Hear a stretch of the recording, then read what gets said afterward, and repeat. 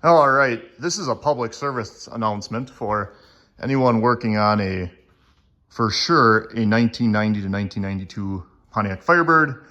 And I know that just because of what I've seen at the junkyards. Now, I'll show some other pictures of this and the work that we've done previously on this car. I figured I would put a vintage air system in this. So I have the complete vintage air system for this. Because it frees up a lot of space in the engine bay, and I really like that. Well, I would say up until this point, this has been a phenomenal kit. However, when it comes to connecting all the ductwork, I knew that was going to be a bear, kind of prepared myself for it.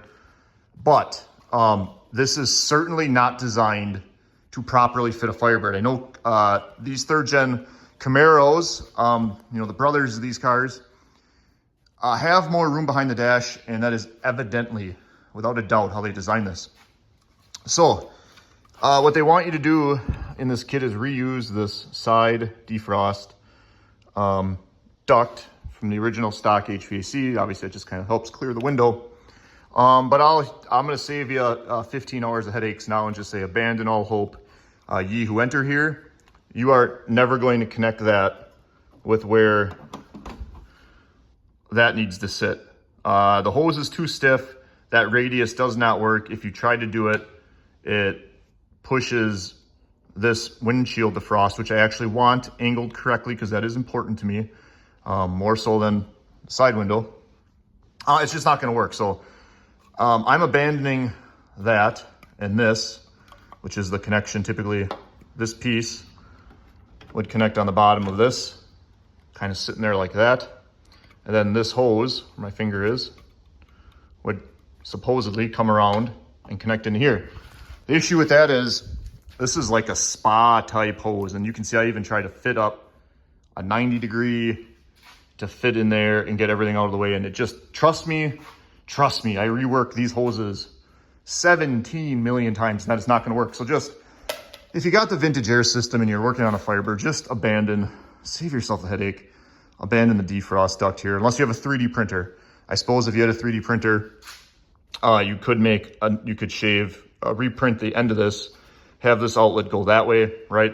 And I suppose that would work. I don't have a 3D printer, nor am I going to spend oodles of hours trying to take dimensions, giving a buddy to print and going back and forth with prints. But, so I'm abandoning this. Luckily, that hose actually fits the bottom of this duct piece and gives me tons more room and flexibility, okay? So that's what I'm going to do. I think it's going to be an overall cleaner install. It should line up a lot better with the holes in the stock dash pad.